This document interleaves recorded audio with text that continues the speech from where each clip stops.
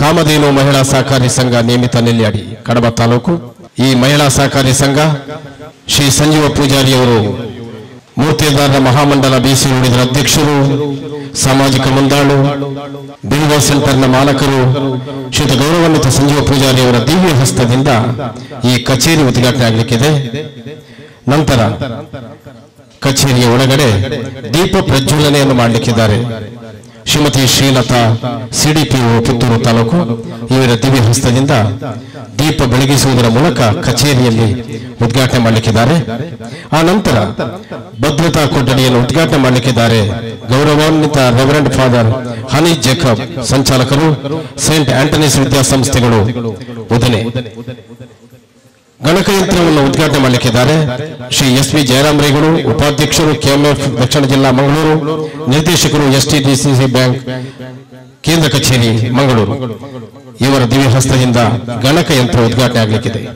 ಆ ನಂತರ ವೇದಿಕೆಯಲ್ಲಿ ಸಭಾ ಕಾರ್ಯಕ್ರಮ ಜರುಗಲಿಕ್ಕಿದೆ. ಈ ಸಭೆಯಲ್ಲಿ ದೀಪ ಬೆಳಗಿಸಿ ಈ ಕಾರ್ಯಕ್ರಮವನ್ನು ಉದ್ಘಾಟಿಸಲಿಕ್ಕಿದ್ದಾರೆ ಶ್ರೀಮತಿ ಗೌರಿ ಬಲ್ಲೂರು, ಅಧ್ಯಕ್ಷರು, ಮಹಿಳಾ ವಿವಿಧೋದ್ದೇಶ ಸಹಕಾರಿ ಸಂಘ ನಿಯಮಿತ ಪುತ್ತೂರು. ಈ ಕಾರ್ಯಕ್ರಮದ ಸಾಂಸ್ಕೃತಿಕ ಕಾರ್ಯಕ್ರಮವನ್ನು ಪ್ರಾರಂಭ ಮಾಡಲಿಕ್ಕಿದ್ದಾರೆ ನಯನ. ಗಜಾನನಯುತಂ ಗಣೇಶ್ವರಂ ಶ್ರೀ ಭಜಾಮಿ ಸತತಂ ಸೂರೇಶ್ವರಂ ಶ್ರೀ ಗಜಾನನಯುತಂ ಗಣೇಶ್ವರಂ. ಆನಂದನ ಗಣಪತಿ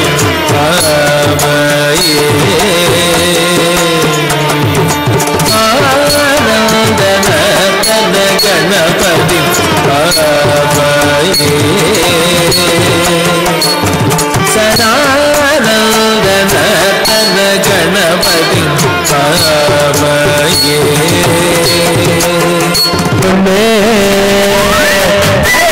ಮಕ್ಕಳ ಪುಣ್ಯ ನಿನ್ನ ಗುಟ್ಟು ಯಾರ ಬಿಂದುಂಡೆ ಗುಟ್ಟುಡೆ ಗಂಡುಡೆ ನನ್ನ ಗಟ್ಟು ಪರ್ಯಾಳೆ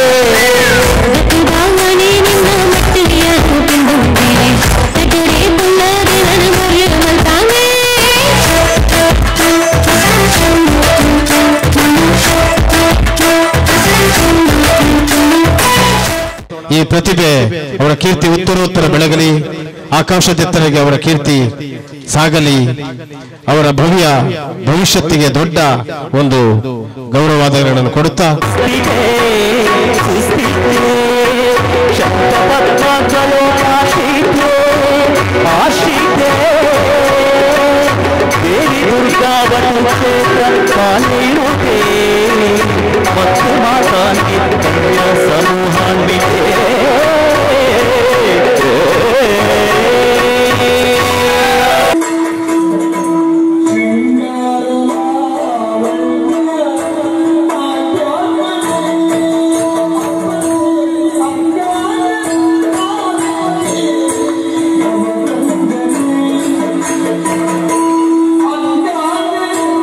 ಕನ್ನಡ ಗಂಗೆಯಲ್ಲಿ ಮೀಯುವೆ ನಾನೀಗ ಗಂಧದ ಕಂಪಿನಲ್ಲಿ ಹಾಡುವೆ ನಾನೀಗ ಜೀವನ ಗಾಯನ ಪಾವನವು ದೇವರ ವರದಿಂದ ಕನ್ನಡ ಗಂಗೆಯಲ್ಲಿ ಮೀಯುವೆ ನಾನೀಗ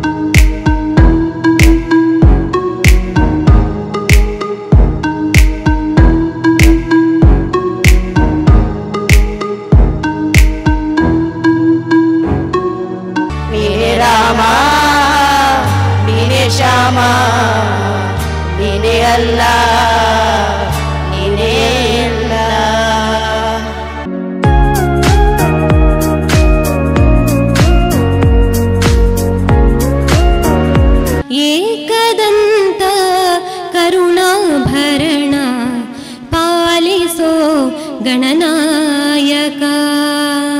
ಕಾಮಧೇನು ಮಹಿಳಾ ಸಹಕಾರಿ ಸಂಘದ ಉದ್ಘಾಟನೆಯ ಶುಭ ಗಳಿಗೆಯಲ್ಲಿ ನಾವಿಂದು ಎಲ್ಲರೂ ಸೇರಿದ್ದೇವೆ. ಶ್ರೀಯುತ ಸಂಜೀವ ಪೂಜಾರಿ ಅಧ್ಯಕ್ಷರು, ಮೂರ್ತಿದಾರ ಮಹಾಮಂಡಳಿ ನಿಯಮಿತ BC ರೋಡು ಇವರಿಗೆ ನಮ್ಮ ಕಾಮಧೇನು ಮಹಿಳಾ ಸಹಕಾರಿ ಸಂಘದಿಂದ ತುಂಬು ಹೃದಯದ ಸ್ವಾಗತವನ್ನು ಬಯಸುತ್ತಿದ್ದೇನೆ.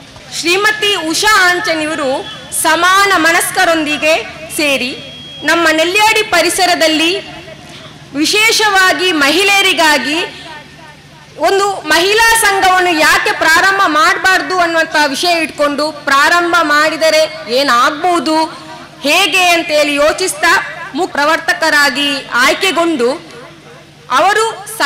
ಅವರ ಜೊತೆ ಸಲಹಾ ಸಮಿತಿ ಕೂಡ ಸೇರಿಕೊಂಡು ಅವರ ಜೊತೆ 12 ಪ್ರವರ್ತಕರನ್ನು ನೇಮಿಸಿಕೊಂಡು ಈ ಒಂದು ಸಂಘವನ್ನು ನಾವು ನಿರ್ಮಾಣ ಮಾಡಿದ್ದೇವೆ. ನಮ್ಮ ಸಮಾಜದ ಮಹಿಳೆಯರನ್ನು ಯಾವುದೇ ರೀತಿಯ ಜಾತಿ ಭೇದ ಮತ ಇಲ್ಲದೆ ಸಬಲೀಕರಣಗೊಳಿಸುವಂಥದ್ದು ನಮ್ಮ ಉದ್ದೇಶ. ಸಂಘದಲ್ಲಿ ಮಹಿಳೆಯರಿಗೆ ನಿರ್ಬಂಧಿತ ರೀತಿಯಲ್ಲಿ ತುರ್ತಾಗಿ ದೀರ್ಘಾವಧಿ ಮತ್ತು ಅಲ್ಪಾವಧಿ ಸಾಲಗಳನ್ನು ಕಡಿಮೆ ಬಡ್ಡಿ ದರದಲ್ಲಿ ಒದಗಿಸಿ ಆರ್ಥಿಕವಾಗಿ ಸಾಮಾಜಿಕವಾಗಿ ಸದೃಢಗೊಳಿಸುವುದು ನಮ್ಮ ಉದ್ದೇಶವಾಗಿದೆ. ಹಾಗೆಯೇ ಠೇವಣಿ ಸೌಲಭ್ಯ, ಸ್ವಉದ್ಯೋಗಕ್ಕಾಗಿ ಸಾಲ, ವಿದ್ಯಾಭ್ಯಾಸ ಸಾಲ, ಹೈನುಗಾರಿಕೆ ಸಾಲ, ಆಭರಣ ಈಡಿನ ಸಾಲ, ಹೀಗೆ 18 ಬಗೆಯ ಸಾಲಗಳನ್ನು ಒದಗಿಸಿ ಮಹಿಳೆಯರ ಸಬಲೀಕರಣ ಮಾಡುವುದೇ ಕಾಮಧೇನು ಮಹಿಳಾ ಸಹಕಾರಿ ಸಂಘದ ಮೂಲ ಉದ್ದೇಶವಾಗಿದೆ.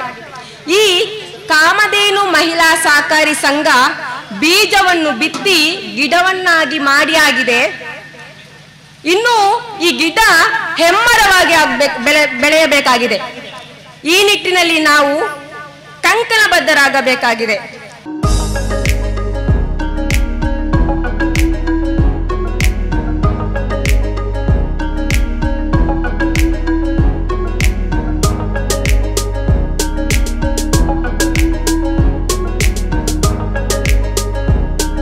ಈ ನೆಲ್ಯಾಡಿದು ಒಂದು ಮಹಿಳಾ ಸಂಘದ ಮತ್ತು ಒಂದು ವ್ಯವಸ್ಥೆ ತುನಗ ಎಂಕೆ ಬಾರಿ ಅಕ್ಷರ ಒಂದು ಹೊಸತಾದ ಬ್ರಾಂಚ್ ಶಾಖೆ ಓಪನ್ ಮಾಡ್ಕೊಂಡಾಗ ಆಯ್ತು ಮೂಜಿ ಕಂಪ್ಯೂಟರ್, ಲಾಕರ್, ಗೋಡ್ರೇಜ್ ಮಾತಾ ವ್ಯವಸ್ಥೆ ಎಲ್ಲ ಮಂತದ್ದು ಇನ್ನು ಈ ಜನಕ್ಕಲೇನು ಒಂದು ವಿಶ್ವಾಸಕ್ಕೂ ಜೊತೆಂದೇರಿ ಇಡೀ ಬತ್ತನ ಈ ಒಂದು ಕಾನೇರಿ ತುಯಿ ಬತ್ತದ ಪೋನಂತ ಗಣ್ಯರಿಂತನಾಗ ಉಷಾ ಅಂಚನೆ ಆರ್ನ ನಿರ್ದೇಶಕರು ನೆತ್ತ ಪಿರೌಡು ಏತಿ ಕೆಲಸ ಮಂತೆ ಬಂದು ನಂಗೆ ತೆರಿವು ಒಂದು ಸಹಕಾರಿ ಸಂಘ ಮಂಟಾಗ ಜನಕ್ಕೆ ನಂಬಿಕೆ ಬರಡು.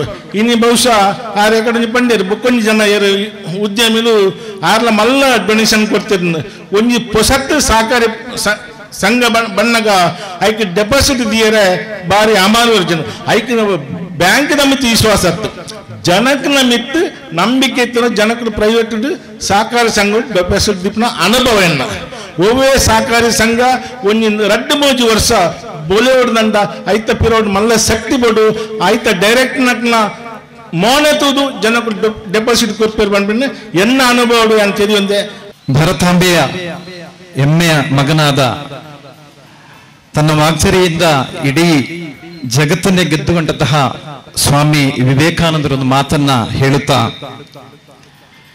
ಭಾರತೀಯ ಸ್ತ್ರೀಯರ ಮಾತೃತ್ವಕ್ಕೆ ಅವರ ತ್ಯಾಗಕ್ಕೆ ತಾನು ಸದಾ ತಲೆಬಾಗುತ್ತೇನೆ ಎಂಬುದು ಮಾತನ್ನು ಅವರು ಹೇಳಿದ್ದಾರೆ. ಅದು ಬಹಳ ಶ್ರೇಷ್ಠವಾದಂತಹ ಒಂದು ಮಾತು, ಬಹಳ ಅರ್ಥವತ್ತಾದಂತಹ ಒಂದು ಮಾತು. ಇಂದಿನ ಕಾಲದಲ್ಲಿ ಸ್ತ್ರೀಯರಿಗೆ ಅಥವಾ ಮಹಿಳೆಯರಿಗೆ ಸ್ಥಾನವನ್ನ ಕೊಡ್ತಾ ಇದ್ರು ಕೂಡ ಈವಾಗ ಸಿಗುವಂತಹ ಒಂದು ಸ್ಥಾನಮಾನ ಹಿಂದೆ ಸಿಗ್ತಾ ಇರಲಿಲ್ಲ. 2001ನೇ ಇಸವಿಯಲ್ಲಿ ಭಾರತ ಸರ್ಕಾರ ಮಹಿಳೆಯರ ಸಬಲೀಕರಣ ವರ್ಷ ಎಂಬುದನ್ನಾಗಿ ಕೊಂಡಾಡಿತು. ಇದರಿಂದ ಮಹಿಳೆಯರ ಸಬಲೀಕರಣದಿಂದ ಮಹಿಳಾ ಸ್ವಸಹಾಯ ಸಂಘ, ಒಕ್ಕೂಟ ಇದೆಲ್ಲ ರಚನೆಗೊಂಡು ಇಂದು ಪ್ರದೇಶಕ್ಕೆ, ಆ ನಾಡಿಗೆ ಮಾತ್ರವಲ್ಲ ಇಡೀ ಗ್ರಾಮಕ್ಕೆ ಅವರು ಬೆಳಕನ್ನ ತೋರುವಂತಹ ವ್ಯಕ್ತಿಗಳಾಗಿ ಮುಂದೆ ಬರ್ತಾ ಇದ್ದಾರೆ. ಇದು ಇಡೀ ಜನರಿಗೆ, ಪ್ರತ್ಯೇಕವಾಗಿ ಬಡವರಿಗೂ ಆರ್ಥಿಕವಾಗಿ ಸಂಕಷ್ಟವನ್ನ ಅನುಭವಿಸುವವರಿಗೆ ಒಳ್ಳೆಯ ಒಂದು ನೆರಳಾಗಿ ಇದು ಮುಂದೆ ಹೆಮ್ಮರವಾಗಿ ಬೆಳೆದು ಬರಲಿ. ಈ ಸಂಸ್ಥೆಗೆ ಆಧಾರ ಸ್ತಂಭವಾಗಿ ದೇವನಿ ಸಾಗರದ ಹಾಗೆ ಹರಿದು ಬರಲಿ. ಆ ಮೂಲಕ ಎಲ್ಲ ಬಡವರಿಗೆ, ಆರ್ಥಿಕ ಹಿಂದುಳಿದವರಿಗೆ, ಸಮಾಜದ ಎಲ್ಲ ವರ್ಗದವರಿಗೆ ಈ ಒಂದು ಸಂಸ್ಥೆಯ ಸಹಾಯ ಹಸ್ತ ಸಿಗಲಿ ಎನ್ನುವಂತಹ ಧ್ಯೇಯ ವಾಕ್ಯದೊಂದಿಗೆ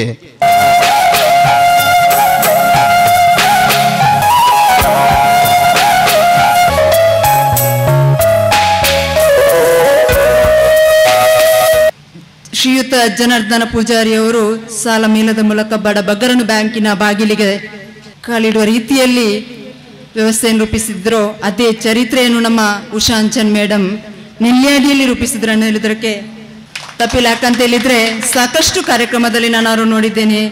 ಇವತ್ತು ಪ್ರತಿಯೊಂದು ಕ್ಷೇತ್ರದಲ್ಲಿ ಕೂಡ ತನ್ನನ್ನು ತಾನು ತೊಡಗಿಸಿಕೊಂಡು ತಮ್ಮ ಒಂದು ಹೆಜ್ಜೆ ಗುರುತನ್ನು ಮೂಡಿಸಿದವರು ಮಹಿಳೆಯರು. ಈ ನಿಟ್ಟಿನಲ್ಲಿ ಪ್ರತಿಯೊಂದು ಕ್ಷೇತ್ರದಲ್ಲಿ ಕೂಡ ತಾವಿದ್ದೇವೆ ಎನ್ನುವಂಥದ್ದನ್ನು ತೋರಿಸಿಕೊಡುವಂಥ ಒಂದು ಈ ಪ್ರಸ್ತುತ ಸಮಾಜದಲ್ಲಿ ಶ್ರೀಸಾಮಾನ್ಯರಿಗೆ ಒಂದು ಲೀಡರ್ಶಿಪ್ ಕೊಟ್ಟಂತ ಅಂದರೆ ಈ ಕಾರ್ಯಕ್ರಮದ ರೂವಾರಿ ಉಷಾಂಚನ್ ಹೇಳಿದ್ರೆ ತಪ್ಪಾಗ್ಲಿಕ್ಕಿಲ್ಲ. ಯಾಕಂತ ಹೇಳಿದ್ರೆ ಬೇರೆ ಬೇರೆ ಸಮಾಜಮುಖಿ ಕಾರ್ಯಕ್ರಮಗಳಲ್ಲಿ ಇರ್ಬೋದು, ತನ್ನನ್ನು ತಾನು ತೊಡಗಿಸಿಕೊಂಡು ಯಾವುದೇ ಒಂದು ಪಕ್ಷ ಭೇದ ಮರೆತು, ಒಂದು ಜಾತಿ ಧರ್ಮ ಮರೆತು ಎಲ್ಲರೊಂದಿಗೆ ಎಲ್ಲರಿಗಾಗಿ ಈ ಒಂದು ಸಮಾಜಮುಖಿ ಕಾರ್ಯಕ್ರಮಕ್ಕೆ ಕೈ ಜೋಡಿಸಿದ್ದಾರೆ.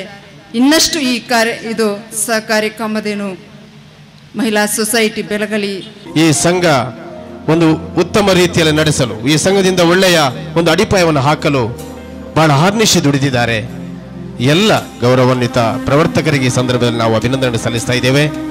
ಸಹಕಾರಿ ಸಂಘದ ಬಗ್ಗೆ ಈಗಾಗಲೇ ಮಹಿಳೆಯರ ತಾಕತ್ತುವನ್ನ ಪ್ರಾಸ್ತಾವಿಕದಲ್ಲಿ ತೋರಿಸಿರು ಸಂಜೀವ ಪೂಜಾರಿಗಳು ಬಹಳಷ್ಟು ಒಂದು ಒಳ್ಳೆಯ ಸಹಕಾರಿಯಾಗಿ ತನ್ನ ಅನುಭವವನ್ನ ಹಂಚಿಕೊಂಡ್ರು.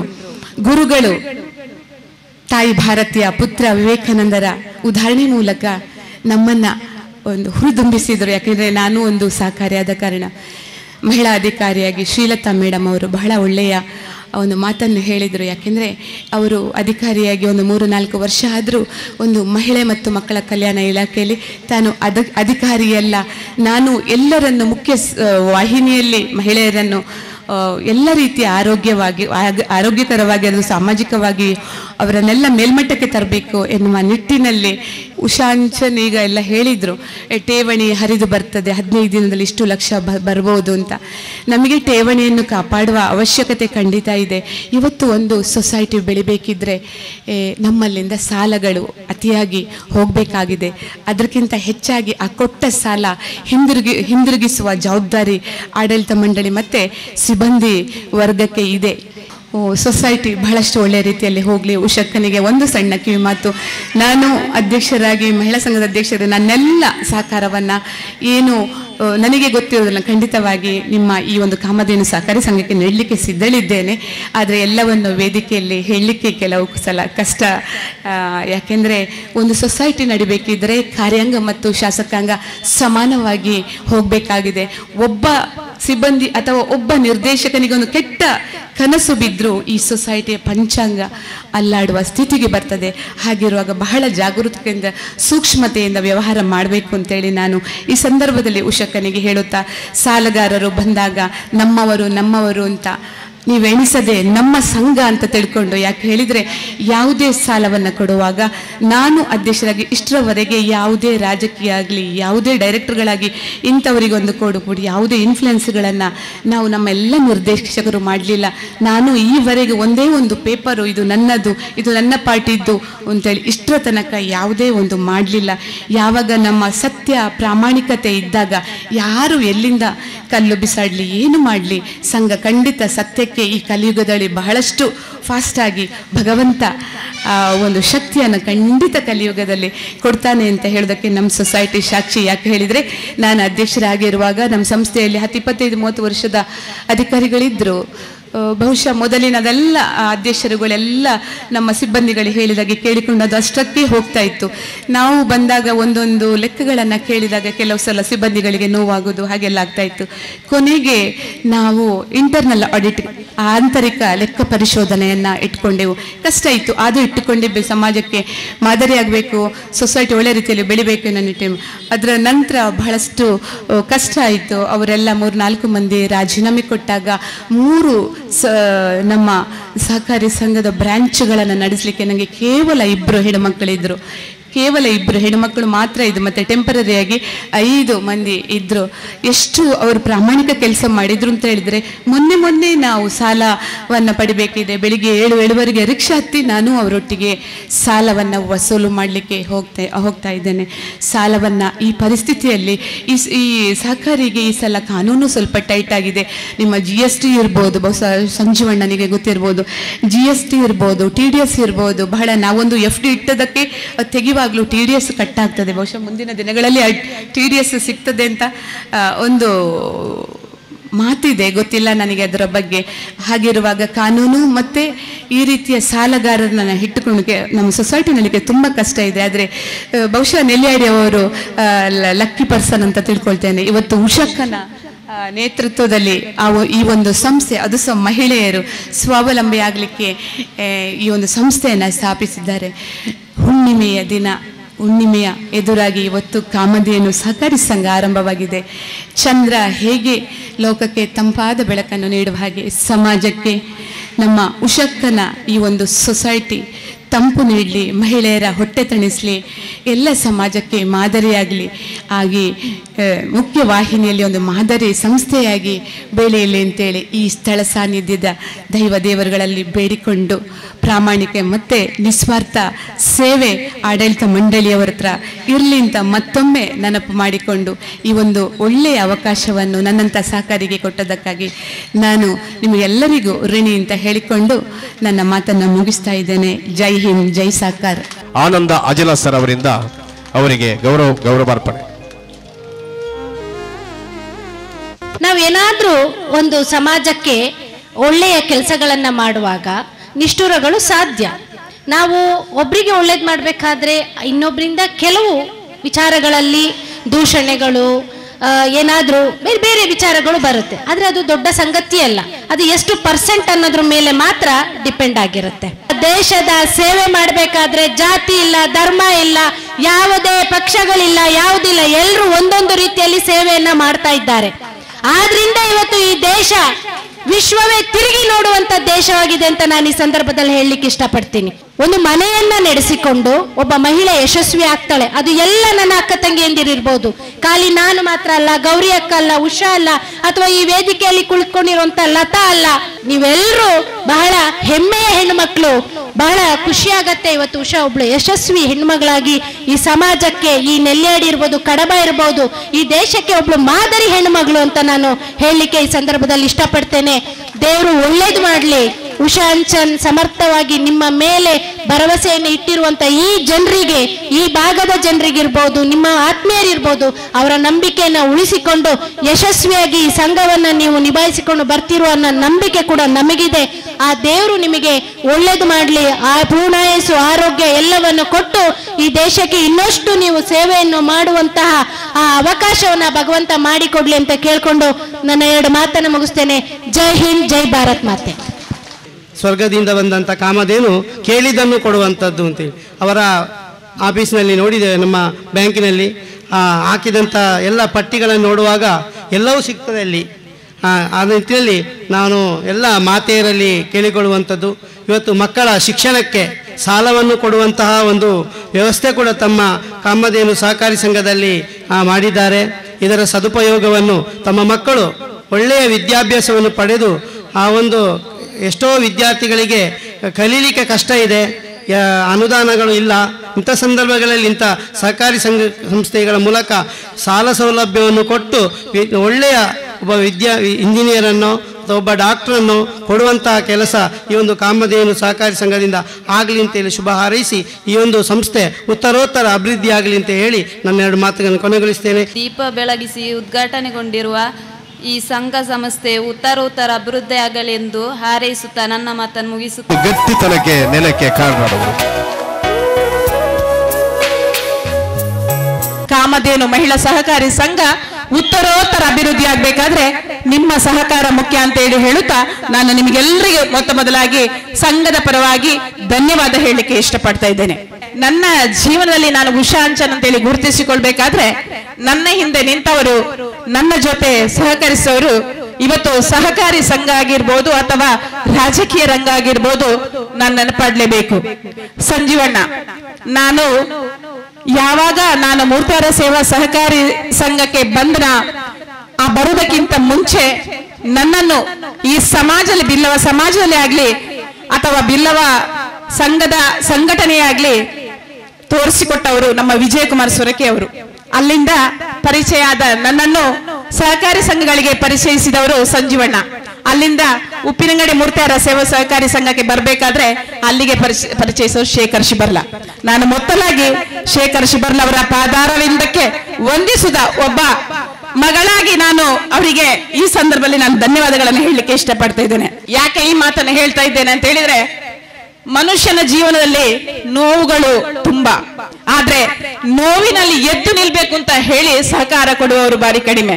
ಅಂಥದ್ರಲ್ಲಿ ನಾನು ಹಲವಾರು ಸಹಕಾರಿ ಸಂಘಗಳಲ್ಲಿ ಸೇರಿ ಕೆಲಸವನ್ನು ಮಾಡುವಂತಹ ಸಂದರ್ಭದಲ್ಲಿ ಅಲ್ಲಿ ಎಷ್ಟೋ ನೋವುಗಳನ್ನು ಅನುಭವಿಸಿ. ಯಾಕಂತ ಹೇಳಿದ್ರೆ ಸಮಾಜದಲ್ಲಿ ಒಂದು ಮಹಿಳೆ ಮುಂದೆ ಹೋದಾಗ ಎಲ್ಲರೂ ಅದನ್ನು ಸಹಿಸುವುದಿಲ್ಲ. ಆ ಸಹಿಸಿದಾಗ ನಾನಲ್ಲಿ ಕೂತ್ಕೊಳ್ತಾ ಇದ್ದೆ. ಆಗ ನನಗೆ ಎಚ್ಚರಿಸ್ತಾ ಇದ್ದವರು ನಮ್ಮ ಶೇಖರ್ ಶಿಬರ್ಲಾ ಆಗಿರ್ಬೋದು, PP ವರ್ಗೀಸ್ ಆಗಿರ್ಬೋದು, ಸಂಜೀವಣ್ಣ ಆಗಿರ್ಬೋದು, ಅಥವಾ ನಮ್ಮ ವಿಜಯಣ್ಣ ಆಗಿರ್ಬೋದು. ಎಲ್ಲ ಸಂದರ್ಭದಲ್ಲಿ ನನ್ನನ್ನು ಎಬ್ಬಿಸಿದವರು. ನಾನು ಮೂರ್ತಿಯಾರ ಸೇವಾ ಸಹಕಾರಿ ಸಂಘದ ಉಪ್ಪಿನಂಗಡಿ ಅಧ್ಯಕ್ಷರಾದಾಗ ನನಗೆ ಸಹಕಾರ ಕೊಟ್ಟವರು ಇದೇ ಆಲಂಗಾರ ಸೊಸೈಟಿಯ ಮಾಜಿ ಅಧ್ಯಕ್ಷರಾಗಿರ್ಬೋದು, ನಿರ್ದೇಶಕರಾಗಿರ್ಬೋದು, ಎಲ್ಲ ಸಲಹಾ ಸಮಿತಿಯವರಾಗಿರ್ಬೋದು. ಎಲ್ಲರೂ ಕೂಡ ಇವತ್ತು DCC ಬ್ಯಾಂಕಿನವರಾಗಿರ್ಬೋದು, ಕಾರ್ಪೊರೇಷನ್ ಬ್ಯಾಂಕಿನಾಗಿರ್ಬೋದು, ಕೇಂದ್ರ ಬ್ಯಾಂಕಿನಾಗಿರ್ಬೋದು, ಪ್ರತಿಯೊಂದು ಬ್ಯಾಂಕಿನ ಮ್ಯಾನೇಜರ್ಗಳು ಇವತ್ತು ಬಂದಿದ್ದಾರೆ ಅಂತ ಹೇಳಿದ್ರೆ ನನಗೆ ಅವರು ಸಹಕಾರ ಕೊಡ್ತಾರೆ, ಇಡೀ ಸಮಾಜದ ಮಹಿಳೆಯರ ಜೊತೆ ನಿಲ್ತಾರೆ ಅಂತ ಹೇಳಿ ಭರವಸೆ. ಯಾರು ಕೂಡ ಒಂದು ಸಹಕಾರಿ ಕ್ಷೇತ್ರದಲ್ಲಿ ಮಹಿಳಾ ಸಹಕಾರಿ ಸಂಘ ಆಗುವಾಗ ಈ ಏನು ಅಂತ ಹೇಳಿದ್ರೆ ಗವರ್ಮೆಂಟ್ ಬ್ಯಾಂಕ್ಗಳು, ಯಾಕಂದ್ರೆ ನ್ಯಾಷನಲೈಸ್ ಬ್ಯಾಂಕ್ಗಳು ಸಹಕಾರ ಕೊಡುದಿಲ್ಲ ಅಂತ ನಾವೆಲ್ಲರೂ ಹೇಳ್ತೇವೆ. ಆದ್ರೆ ನೆಲ್ಯಾಡಿಯ ಜನತೆ ಎಲ್ಲಕ್ಕಿಂತ ಮೀರಿ ಮಹಿಳೆಯರ ಜೊತೆ ಇದ್ದೇನೆ ಅಂತೇಳಿ ತೋರಿಸಿಕೊಟ್ಟದಕ್ಕೆ ಈ ನೆಲ್ಯಾಡಿ ಜನತೆಯ ಎಲ್ಲ ಸಹಕಾರಿ ಸಂಘಗಳಿಗೆ ನಾನು ಮೊದಲಾಗಿ ನಾನು ಧನ್ಯವಾದ ಹೇಳುತ್ತಾ ಅವರ ಸಹಕಾರವನ್ನು ಇನ್ನೂ ಯಾಚಿಸ್ತಾ ಇದ್ದೇನೆ.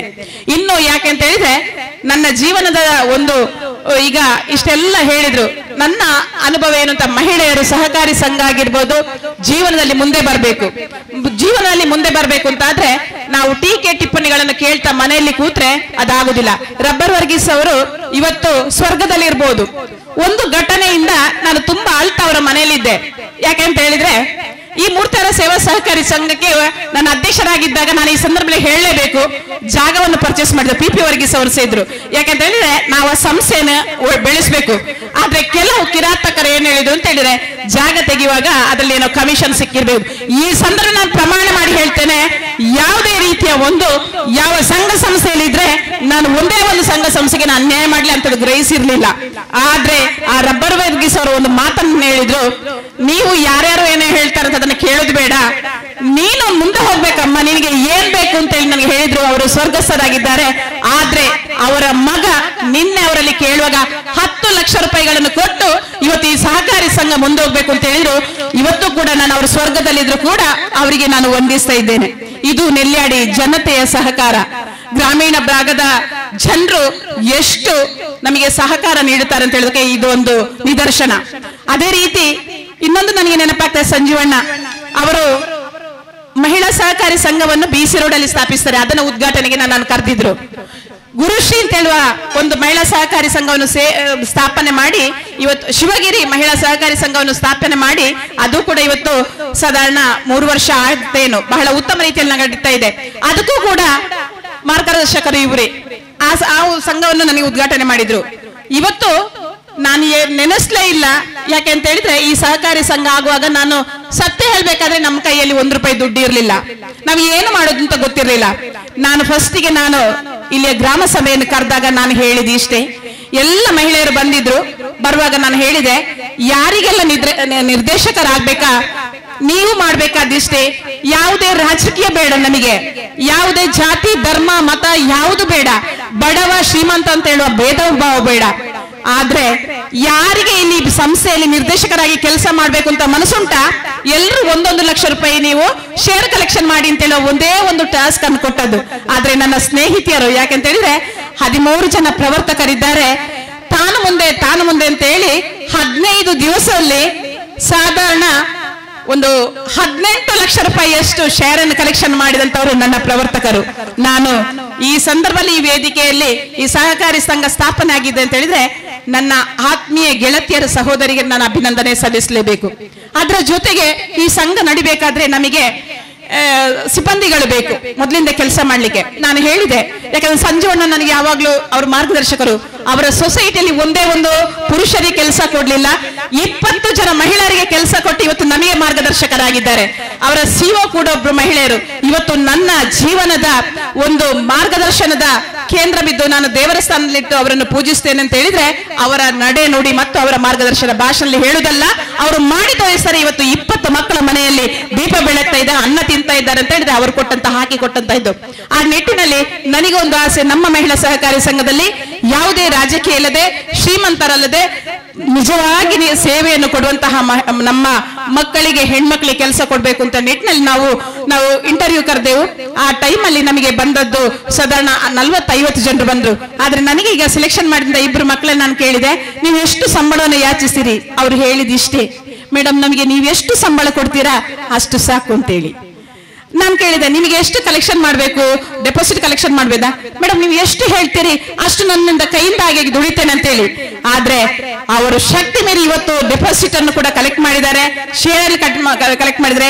ಚೈತನ್ಯ ಮತ್ತು ನಮ್ಮ ಸ್ವಾತಿ ಅಂತ ಹೇಳುವ 2 ನಮ್ಮ ಸಿಬ್ಬಂದಿಗಳು ಈ ಸಂಸ್ಥೆ ಬಂದರೆ ಅವರಿಗೆ ಕೂಡ ಈ ಸಂದರ್ಭದಲ್ಲಿ ನಾನು ಹೃತ್ಪೂರ್ವಕವಾದಂತಹ ಅಭಿನಂದನೆಗಳು ಈ ಸಂದರ್ಭದಲ್ಲಿ ನಾನು ಅರ್ಪಿಸ್ತಾ ಇದ್ದೇನೆ. ಗೋಳಿತೊಟ್ಟಿಂದ ಹಿಡಿದು ಶಿರಾಡಿ ತನಕ ಎಲ್ಲ ಅಧ್ಯಕ್ಷರುಗಳು ಬಂದಿದ್ದಾರೆ ಅಂತ ಹೇಳಿದ್ರೆ ಇಲ್ಲಿಯ ಮಹಿಳೆಯರಲ್ಲಿ ರಾಜಕೀಯ ಅಂತ ಇಲ್ಲ ಅಂತ ಹೇಳಿ ತೋರಿಸಿಕೊಟ್ಟದ್ದು ಈ ನಮ್ಮ ಗ್ರಾಮ ಪಂಚಾಯಿತಿ ಅಧ್ಯಕ್ಷರುಗಳು. ಒಂದು ಗ್ರಾಮ ಪಂಚಾಯಿತಿಯ ಅಧ್ಯಕ್ಷರುಗಳು ನಿಷ್ಪಕ್ಷಪಾತವಾಗಿ ಕೆಲಸ ಮಾಡಿದೆ, ಆ ಗ್ರಾಮ ಅಭಿವೃದ್ಧಿ ಆಗ್ತದೆ. ಇವತ್ತು ನಮ್ಮ ಮಹಿಳಾ ಸಹಕಾರಿ ಸಂಘದ ನಿರ್ದೇಶಕರು ನಮಗೆ ಯಾವ ಪಕ್ಷ ಅಂತ ಗುರುತಿಸಿಕೊಳ್ಳುವರಲ್ಲ, ಎಲ್ಲಾ ಪಕ್ಷದವರು ನಮ್ಮಲ್ಲಿದ್ದಾರೆ. ಯಾಕೆ ಅಂತ ಹೇಳಿದ್ರೆ ನಮ್ಮ ಗೋಳಿತೊಟ್ಟನ, ಯಾಕಂದ್ರೆ ನಾನು ಒಂದು ಕಾಂಗ್ರೆಸ್ ಪಕ್ಷದವರಾದ್ರೆ ನಮ್ಮ ಬಾಬಣ್ಣ ಬಿಜೆಪಿ ಪಕ್ಷದವರು.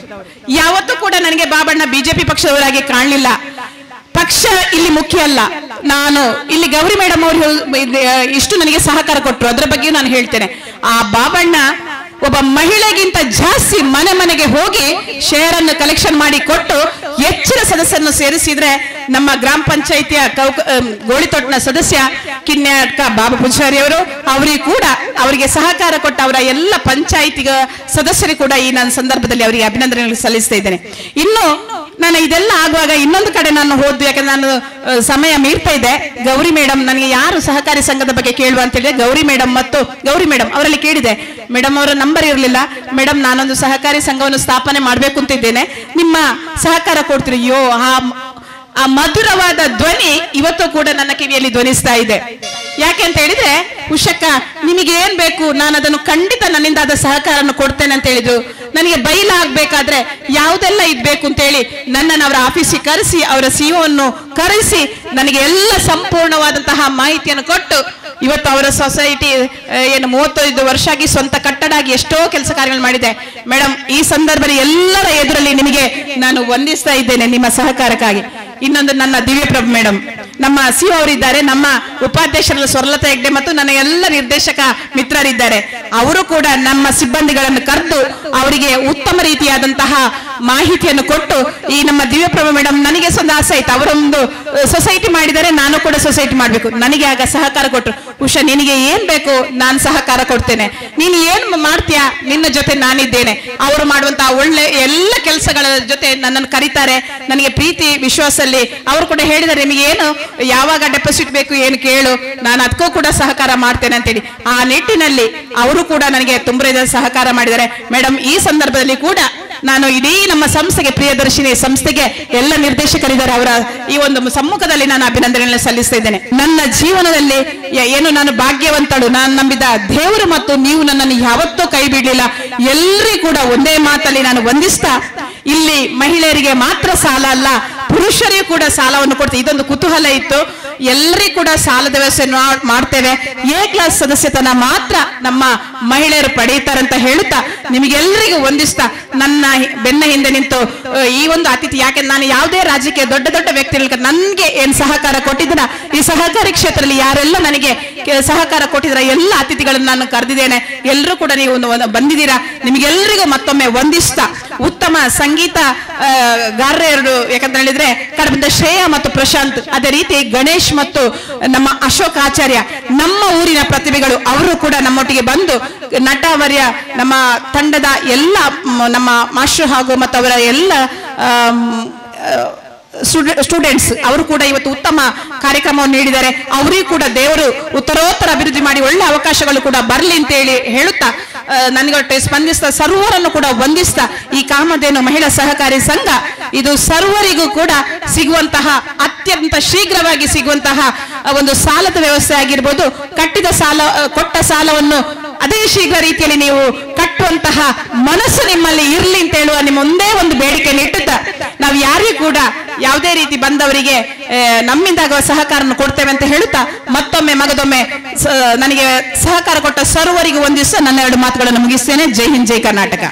ಒಂದು ಸಲಹೆ ಮಾರ್ಗದರ್ಶನ ನೀಡತಕ್ಕವರು